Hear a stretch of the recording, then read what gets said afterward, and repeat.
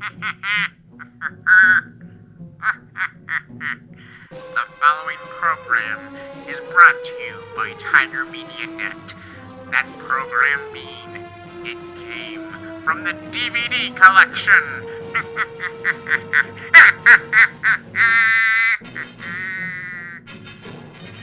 Hello and welcome to the podcast. My name is John Billinger, and this is Connor Keating. And today we will be reviewing the 1969 movie The Valley of Gwangi. The Valley of Gwangi, which is a classic Western movie that has the classic Western formula of cowboys versus dinosaurs. Yep. What do you think of this movie? Yeah. So of Ray Harryhausen's special effects films. This is a Ray Harryhausen special effects movie, by the way.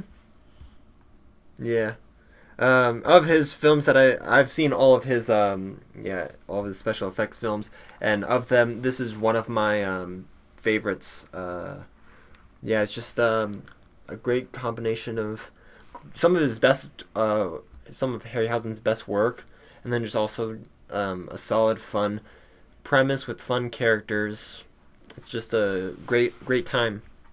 Good movie. Solid movie, I'd say. Now, the production of this movie involves a character we've discussed previously in our King Kong vs. Godzilla movie.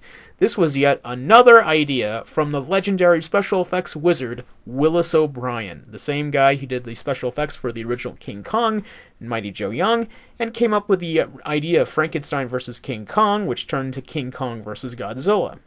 And so here, once again, we have another idea of his that he didn't quite get to expand upon because basically he died before he could really get this idea off the ground. Yeah, he'd been wanting to make this movie since the 40s, but for one reason or another, it never got off the ground. He did co-write, I think, and did some special effects for another cowboy versus dinosaurs movie in the 50s called The Beast of Hollow Mountain, which I haven't seen. Have you seen? No.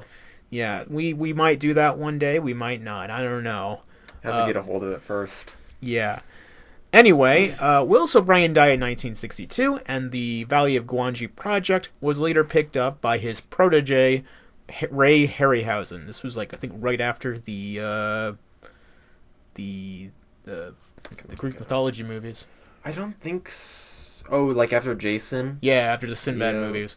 So, Ray Harryhausen did the effects for this movie, and it was not a huge hit when it first came out, but it did gain a cult following because why wouldn't it? Because you have cowboys versus dinosaurs, which is a very unique concept, and I think this is a fun movie. Oh, no, this was like right after 1 million years BC. Well, a few years after. There's like a very sizable gap because that was 66, and then you got Gwangi in 69. But yeah, it looks like he was on a little bit of a dinosaur streak there. But yeah, that's a sizable gap. I don't know what was going on with him, but anyways. Well, there you go. And that's the basic background of Valley of Gwangi. I almost said 20 million years, 20 million miles to Earth or something. Yeah, 20 million years BC. 20 million. I mean, the beast from 20 million BC. It would be a slightly more accurate title in 1 million years BC because there were not dinosaurs in 1 million years BC. Anyway, I think the movie is a lot of fun. Do you think the movie is a lot of fun? Yeah, I already said it's a lot of fun. This is a great time. Well, there we go. Jeez, I'm talking All like right, I have review's dementia over. or something like that. All right, let's talk about the story. The story of the Valley of Gwangi is set in the early 1900s. That's what the title card says. It doesn't exactly specify a year, but this movie does take place at the turn of the century, I think it specifies. Yeah, in like the early 1900s. Yeah. Like at the Texas-Mexico border. They don't tell you when, but I think it's set before 1910 because 1910 was when the Mexican Revolution began, which was a very significant event, and that event didn't get mentioned at all. I just assume it takes place at like 1900, like it is just turned the new century or something like that. So I'll let you take it away. So basically, there are a group of Hispanics. I assume that they are like in Mexico. Yeah. Yeah. Basically, one of them. It opens with one of them, crawling out of the valley of Gwangi with a little bag with some sort of animal in it, and so one of them takes the bag right as his brother, I think, is dying, and so he takes the bag from him, and then there's like this old blind woman who warns the guy, don't take that, return it to the valley, or else you'll feel the wrath of Gwangi. He's like, nah, and so he takes it to a carnival in the United States, and that's where kind of our characters all meet up, because you've got our protagonist. What's his name? Just cowboy protagonist. No, I know his name is Tucker. I think it's Tucker. Tucker. I'm checking. Yes, Tuck. He rides into town. He's got some sort of past with the owners of the circus, and it's a little bit of a feud thing. He meets up with the one of the daughter of like the guy who owns it, TJ. They've got some sort of past love interest, but now they're like bickering with each other. Anyways, he kind of they soften up to each other a little bit, and from there she reveals like what was in the bag was like a baby horse. Oh yeah, there's also a paleontologist guy, and he describes something like this little horse to Tucker. So Tucker shows the horse to the scientist, and then from there, the horse is also a prehistoric horse. It's an Eohippus, which is a very small horse compared to today's horses. Yeah, and so basically there's sort of this conflict of TJ wants to keep it for the circus in order to use it in some sort of show, while the scientist wants to have it for research. And so the scientist comes up with the plan of telling the old blind woman essentially and her posse about the horse and where it's kept. Then they go in, they take the horse, and then they book it to the valley. He follows, and then the both Tucker and the circus crew catch them like as they're running away, and so everybody is all running towards the valley in a race to get the horse. And then by chasing the horse, they eventually end up in a valley full of dinosaurs. And so after after fighting some dinosaurs for a bit, they manage to capture the Gwangi, who's an Allosaurus. T-Rex, whatever. A T-Rex, Allosaurus, kind of a mix. Meat eater. They capture him. They take him to put him on the show, and of course, things don't go the way that they thought. Yeah, they combined a bunch of westerns with King Kong, basically. Essentially, with a dinosaur. Yeah. Well, there are dinosaurs. King Kong. Well, I mean, like a dinosaur instead of a monkey or an ape. Sorry. Yeah. So, as you can tell, the plot is pretty crazy. In fact, there are times in this movie where it feels like a traditional western. Mm-hmm. I think, I was telling him this while we were watching it. Like, I think it would be funny to basically show somebody this movie, but like start after the title sequence. And so, they'll just think, oh, it's just any old western. And then suddenly, out of nowhere, dinosaurs show up. Like, the reveal of the dinosaurs is like, you got like, there's like this ornithomimus or struthiomimus, scalomimus, just standing there. And then like, that looks like an ostrich. And then suddenly Gwangi shows up and eats it. It's an awesome reveal. Yeah. But yeah, I think that would be just like an awesome way to show somebody this movie. But there's shots of like them riding the horses like it's something out of like The Searchers. The music is also very westerny, like Gunsmoke or something. It feels like a very classic western, and then suddenly there are dinosaurs. Yeah. I imagine that probably must have confused, I don't know, some old guy back on TV in the 70s or 80s. That would have been awesome to be like just an old guy in the 80s or 70s or 80s watching this on television, and then suddenly dinosaurs show up. That's probably what happened with my grandpa or something like that. Because he's a very big western guy. Yeah. He loves watching westerns. So I wonder if he's ever seen this movie. Yeah. I should ask him. He's doing it right now. So anyway, you like the story? Good story? Yeah, I mean, well, story-wise, like, on paper, I mean, I like Willis O'Brien, but the problem is he kind of only seems like he's got one story, Yeah. and he kind of repeats that Just- story over and over and over again. We go to like the Lost World and find dinosaurs. Yeah, we go to Lost World, find dinosaurs, we bring them back, and then we put them on a show. It goes wrong. He did have that Warhawks idea I told you okay. about. Yeah, that's different. But still, it's like, this is literally just King Kong with cowboys and dinosaurs. Yeah. Is that a bad thing? Not necessarily. It's a classic, timeless story. It's a fun story. It's a fun story. Okay, it's fun. And that's the only way I can describe it. Yeah, I think the real thing that really helps out this film is definitely the characters, because they're just like they're a crazy bunch. I would not describe them as generic because they are constantly kind of back and forth fighting amongst each other. Tucker is almost like this neutral force, because you've got the circus and then you've got the scientist. Yeah. And Tucker's kind of like, he's friends with the scientist, but he's also, lovey-dovey with TJ over here. And so, you kind of have this whole back and forth. The circus people just don't quite trust Tucker. So there's lots of good conflict there.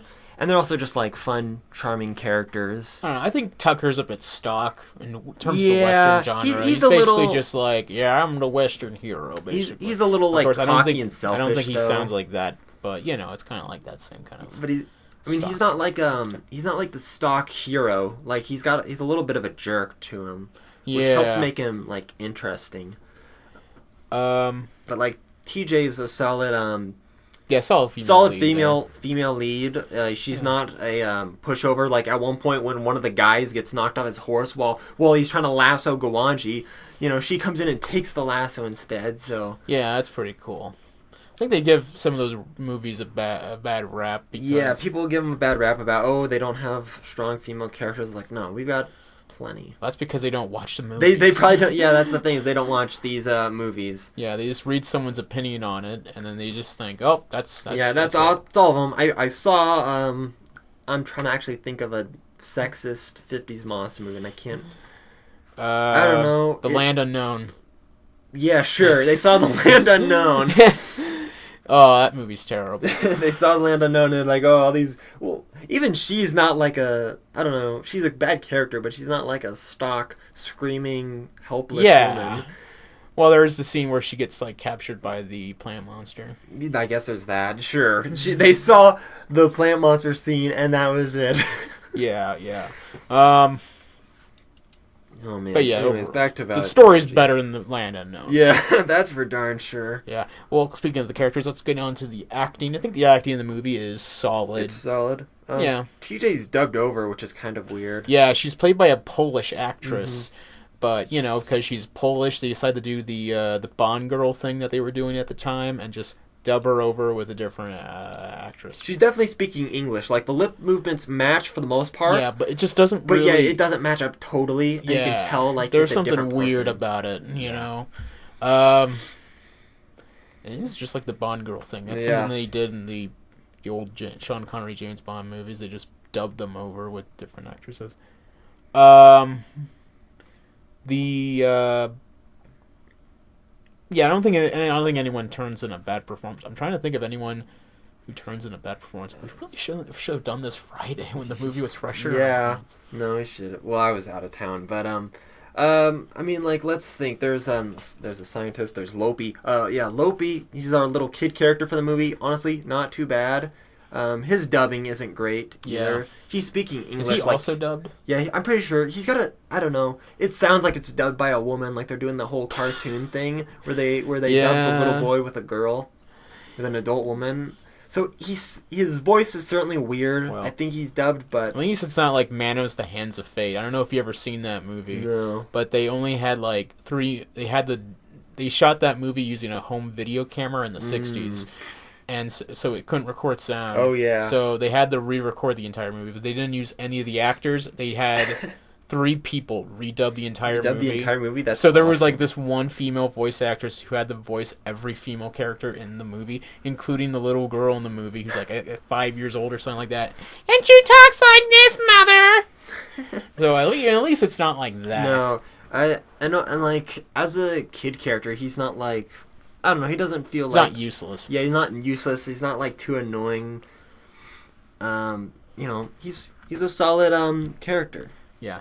Now let's talk about the highlight of the whole show, which is the reason why everybody watches a Ray Harryhausen movie. I'm sorry, but I mean, I don't think anybody really watches Ray Harryhausen movies for the characters. I do.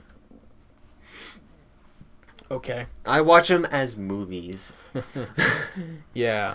And I watch Godzilla versus the Sea Monster for the plot, not because of yes, Mizuno. because Sea Monster has an awesome plot. It's got freaking Akira Takarada in that orange jacket. Nah, I only watch it for Kumi Mizuno. What a nerd. No, but the effects in this movie are great. Okay, like it's Ray Harryhausen at his peak, like right after Sinbad. Well, and this all is the way after Sinbad. Yeah, but after all that, after the 50s stuff and most of the 60s. Since it's one of his later movies, like, this is him at his peak. And this was, like, still, like, not quite at the 70s, 80s, where stop motion kind of went out of style. Like, this is, like, right when stop motion is at its peak, pretty much. Yeah. And so there are these fantastic sequences where the actors are lassoing dinosaurs, and it's not just it's seamless. Yeah, it's seamless where you've got the actors who have lassos in their hands and they're interacting next with to the dinosaurs. Yeah. Like it's not really good. It's not like a cutting back and forth between the actors pulling on a rope off screen and the dinosaur tugging on a rope that goes off screen. No, like it's all right there. I mean, there was stuff like that in like King Kong and Mighty Joe Young before. Yeah, but those are like pretty like here you've got two people lassoing a Gwangi. I mean, they're moving along with them, and they're moving with Kong. him. They're like they're just standing in the one place. Yeah. But it's really good. This is one of Harryhausen's best. That's just all there is to it. I will say though, and this isn't really the movie's fault. You can tell what is an effect because the film stock changes. Yeah, the film stock changes a little bit, but but that's. I mean, really, it's probably because Ray Harryhausen he used like a different film stock to capture the images than the film cameraman and all that.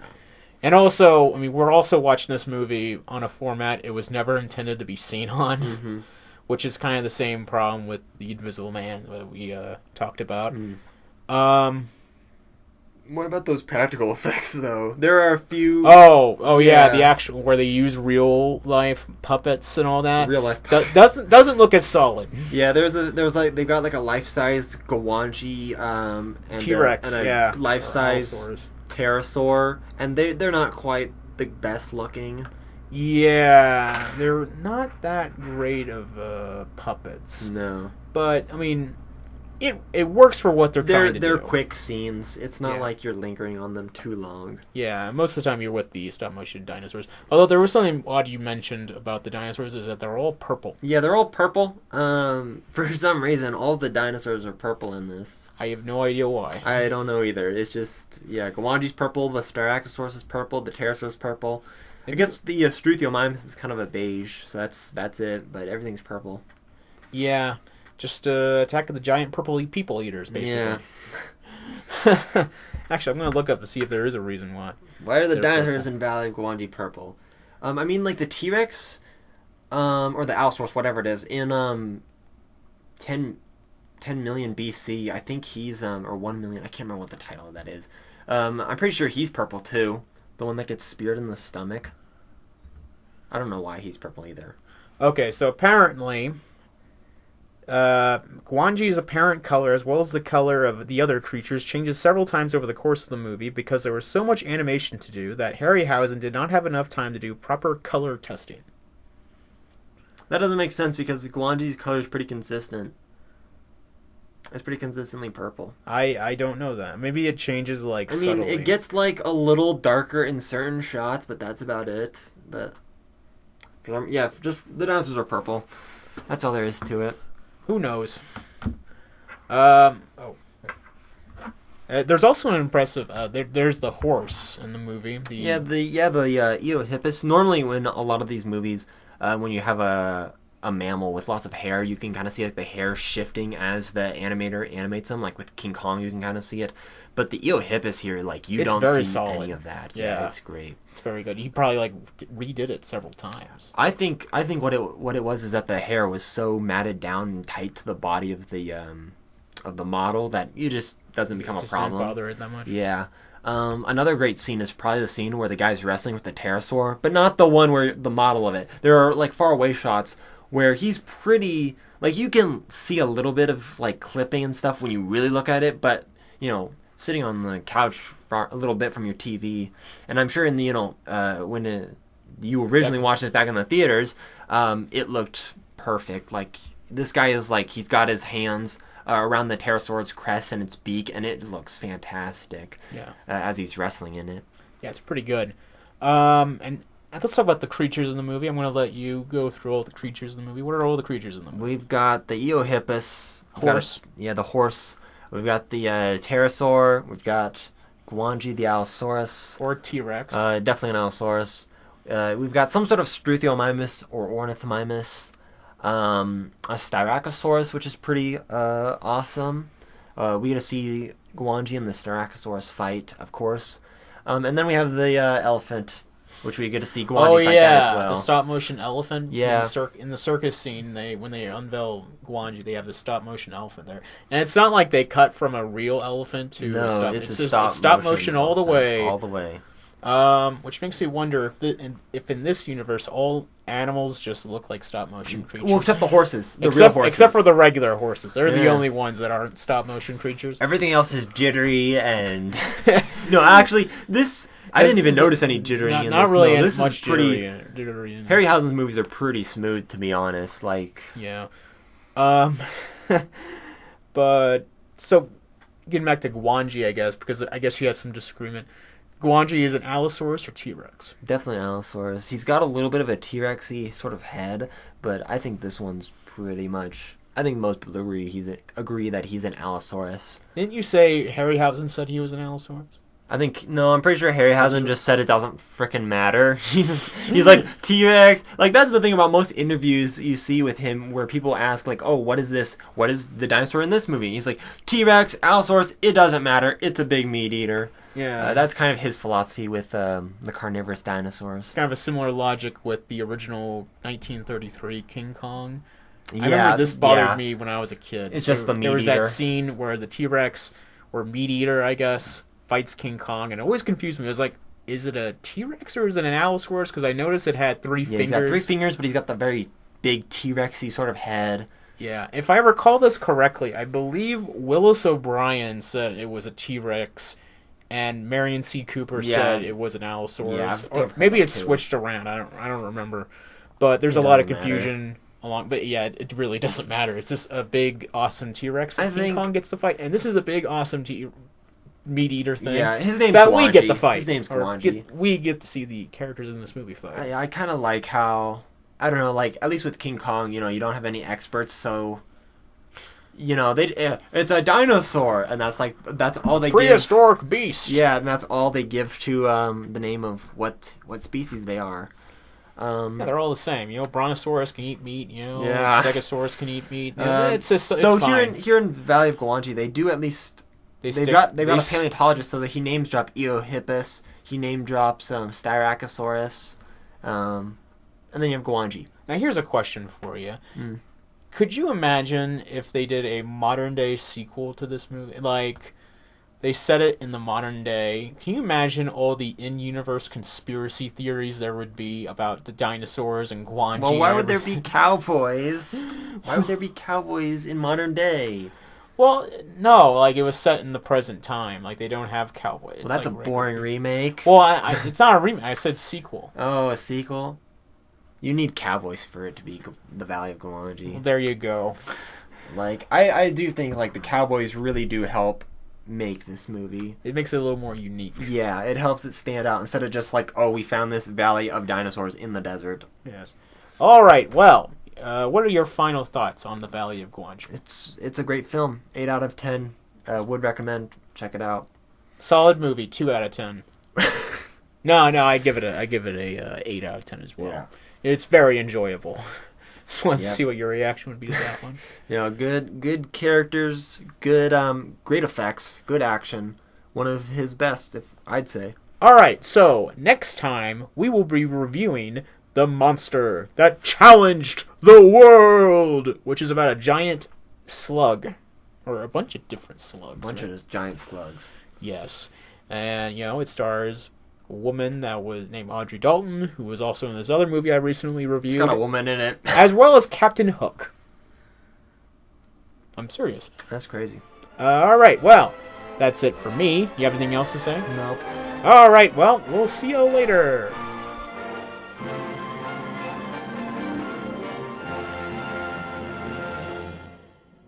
It Came from the DVD collection was hosted and produced by John Billinger and Connor Keating.